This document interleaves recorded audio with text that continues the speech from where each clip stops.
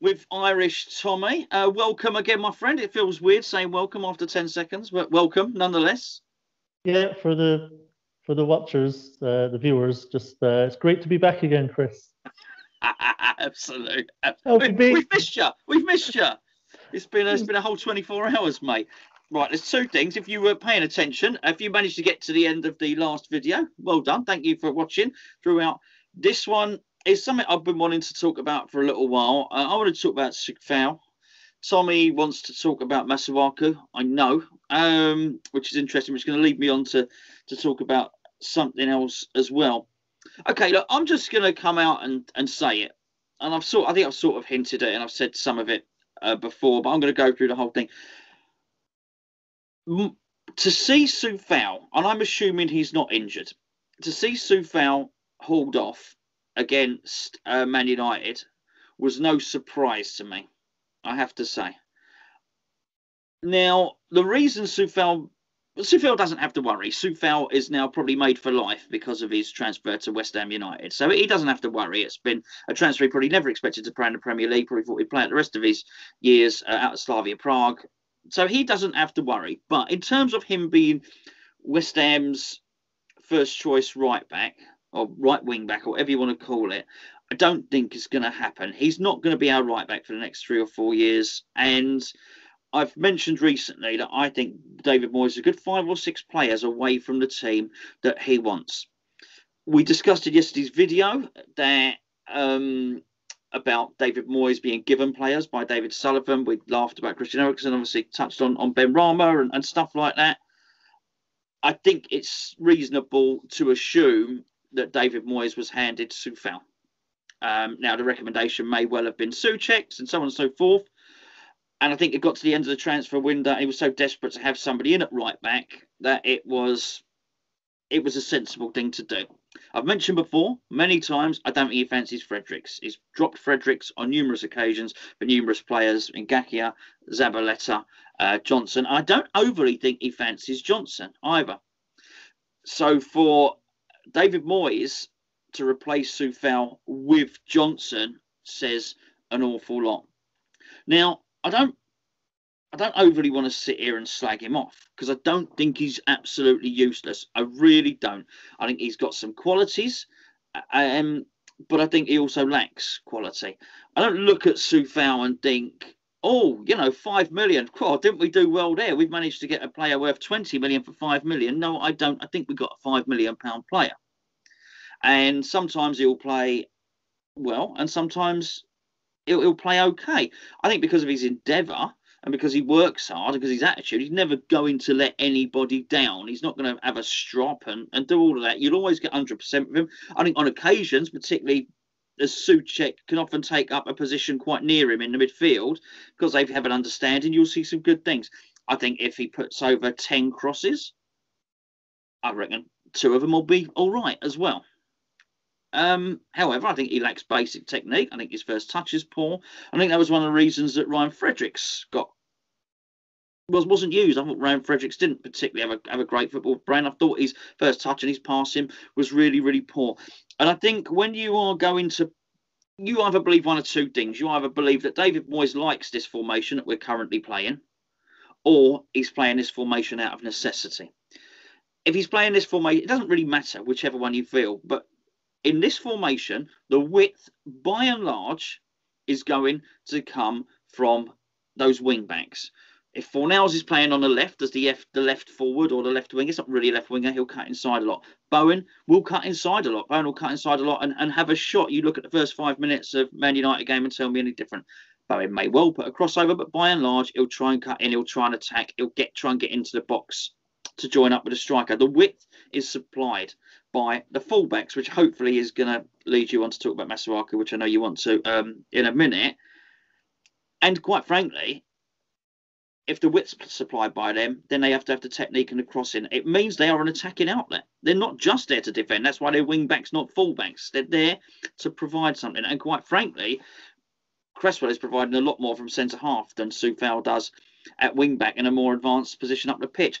I don't mean it to be nasty, and I know everybody was absolutely raving about him when he came in, but I think it was almost relief as much as anything else. Crikey, thank goodness we've actually got somebody in there. But I don't think it's solved the problem. I think it's been an age-old problem for West Ham, the right back, and I think it's a problem that still exists. And I would not rule out David Moyes trying to sort that out, because I think there are too many weaknesses in Coufal's game. That's the first time I've mentioned it. Well, particularly to you. I've mentioned it on the quiet to certainly our patrons and to Gio that I don't really fancy him. Well, I mean, what do you think of that, mate? Yeah, I think I'm largely in the same boat. I don't think Moyes particularly fancies him either. I think Moyes was looking for someone for that position. Johnson obviously is very young and untested. Fredricks, again, very limited. Obviously, lots of pace, but not particularly good defensively. Just been roasted too many times. And as you say, his deliveries, when he does get forward, are poor. So I think Moyes did want somebody for that position. He wanted a third player there. And I think, the recommendation came, from Souček, and Sullivan looked at it and said, "Oh, how much?" So, "Oh yeah, absolutely, we'll have some of that." Yeah. 5 million quid, 1.25 up front, and I think he was just someone we could get for basically almost no money, who would just fill a gap. And I expect that's how Moyes sees him, because as you say, look, wing backs have got to be able to get forward at pace, and I think pace is huge for wing backs. And Coufal is not pacey. He's kind of average pace. He's not going to skin anyone. And even when he does, and he gets himself in some good positions, but then, like I say, he's the balls in are not great. Like you say, he looks like a £5 million right back, which is essentially what he is. Now, it may be that Coufal would actually look a better player with four at the back as an orthodox right back, because he does look like he can defend. So if he was in an orthodox back four with a winger in front of him, where he could dovetail with the winger, but the winger is doing most of the heavy lifting in attack, then I think, Coufal, I think potentially would look very solid and would do a job. But as wing back, he's just clearly not suited to the role. It was actually kind of hard to watch when Rashford came on against Man United in the second half, and you could see just how out of his depth he was when he came up against real quality. He just got burned time after time, and I think that's why he got pulled ashore. I think Moyes thought, "Oh Christ, he may as well not have a wing back out there. He's just non-existent right now, and Rashford is just running past him at will." I think at that point it would have been ideal actually to have Fredricks sitting on the bench. Rashford in, we could have responded. Moyes could have responded by saying, "Okay, get Coufal up. Let's have Fredricks in. Just you can run with him at least, and don't just sail past you." So yeah, I'm in agreement on the Coufal thing. I think he's a stopgap in Moyes' mind, and like I say, if we're going to persist with this system, Coufal cannot be the future right wing back. He just can't. We've got to get a proper wing back over there, who's going to actually do some damage to our opponents, because it's a hugely important position for our attack.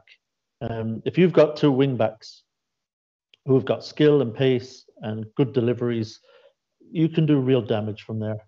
We've got a wing back on the other side with skill, haven't we? Yes. He drives me crazy, Masuaku, I won't lie. And again, this is not to slate the guy, it's not personal, this is purely football, okay? King Arthur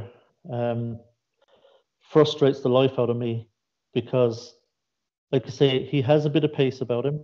Not lightning, but he has a bit of pace about him. He has a lot of skill. Yeah. He does some very good stuff. He can go past midfielders. He can go past a fullback, cut inside. He can get into some really great position. He does a lot of good work between the boxes.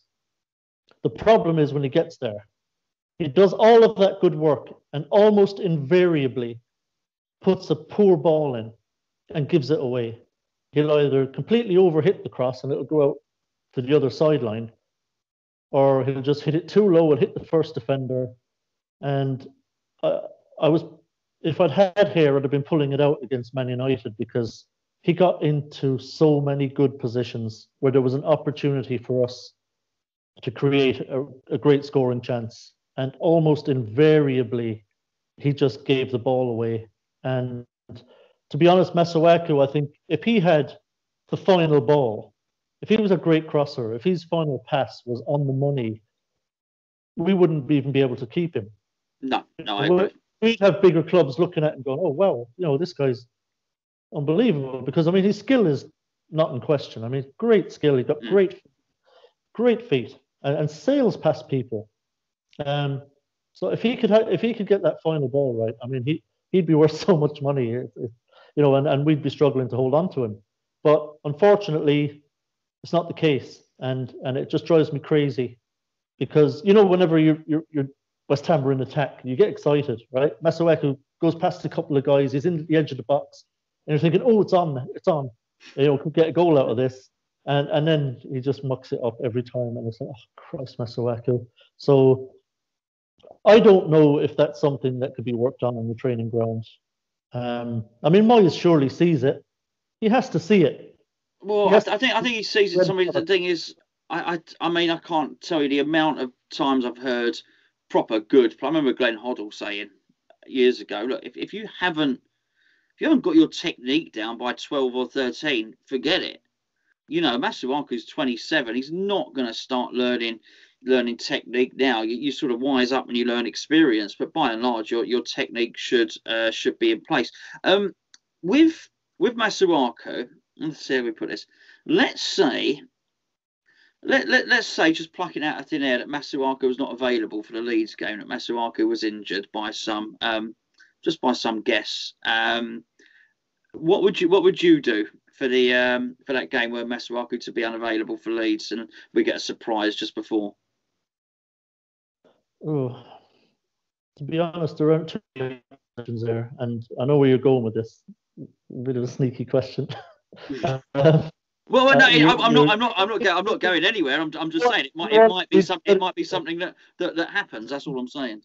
No, I think basically what we're getting into here is, can Benrahma play as a left wing back? Is what we're asking essentially. I think I wouldn't be particularly comfortable with that, if I'm honest. I don't think Benrahma defensively is any good. Not that Masuaku was brilliant by any stretch, but Benrahma even more, I think, looks like a fish out of water. And frankly, I don't want him back there. I think it's a waste of his time defending and being back that far deep in our own half. Maybe a nervous wreck when I saw him back there. A nervous wreck. And somebody pointed out in the comments, and they said to me, "Oh no, he switched formation. He was playing left winger." And I replied back on the comments, "Oh, I know he's playing left winger, but he was still asked to defend for 35 out of 45 minutes. I do not want to see him back there. You surely do not get a player in like that and play him in that position." No, he shouldn't have any real defensive duties. So I would never play him at wing back, frankly. I'd play Ben Johnson there at left wing back. Would you? Okay, so let's say, for example, that Masuaku, that David Moyes wouldn't reveal it in his press conference. So let's say the first we know about it is the hour before, whatever, 7 o'clock on the Friday. So Masuaku is injured. Would you change the shape? Or would you keep the shape and put Ben Johnson in? I'd be very tempted to change the shape. I'd be very tempted. I know a lot of people are still maybe very reticent to go with a flat back four because of how leaky we were at the back in that system. I'd be very tempted. And if I was to do that, I think I would still have Glenn Johnson at left back rather than Cresswell. I don't think Cresswell's got the legs for that position anymore. Coufal, I think, would be much more comfortable on the other side as an orthodox right back. And then we could have those three players in midfield. So we could have Rice, Souček, and Fornals as the midfield three. And I think Fornals would be made for that. And Souček and Rice are already excellent there. And that would allow us then to have, like, so say, Benrahma, Heller, and Bowen ahead of that. And they could literally be told, you were here to attack.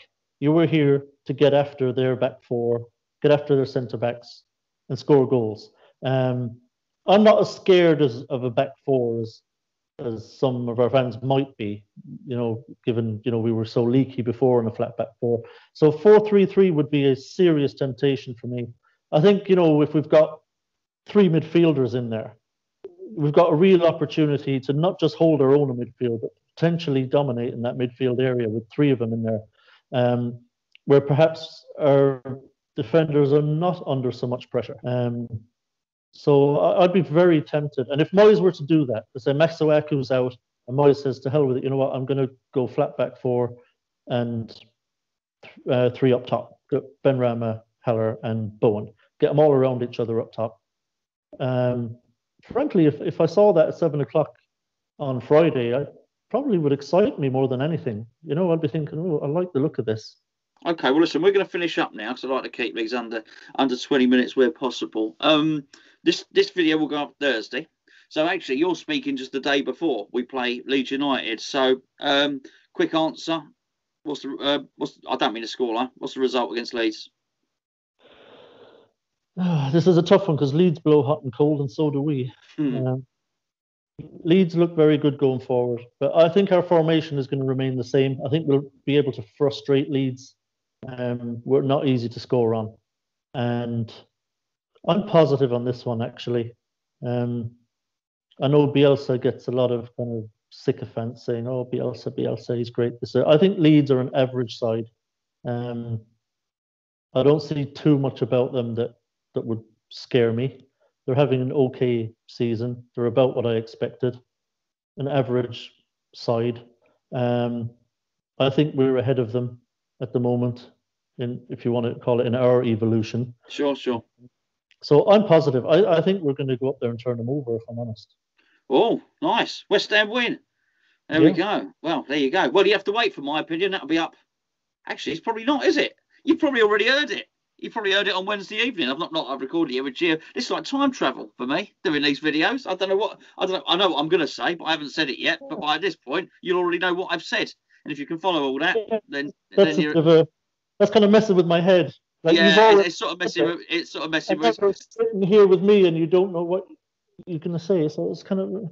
Yeah, well, I know what I'm going to say, but I've already said it as far as the viewers are concerned. It's all the space-time continuum, Tommy. It's all it's very, very complicated, but I think I've got a grasp of it. Time is supposed to be linear, mate. Actually, it's on Thursday. I've definitely done a review on Friday, on Wednesday. I've done a preview on Wednesday for Leeds. It's up Thursday, but we've recorded it Tuesday. Now everyone's thinking, what's going on? What's going on? In which case, last night I predicted West Ham will lose. There you go. Right. Anyway, Tommy. We'll speak to you next week, mate. Yeah, and we'll get you back on and see where we are. And listen, really appreciate it, mate. Thanks for joining us again.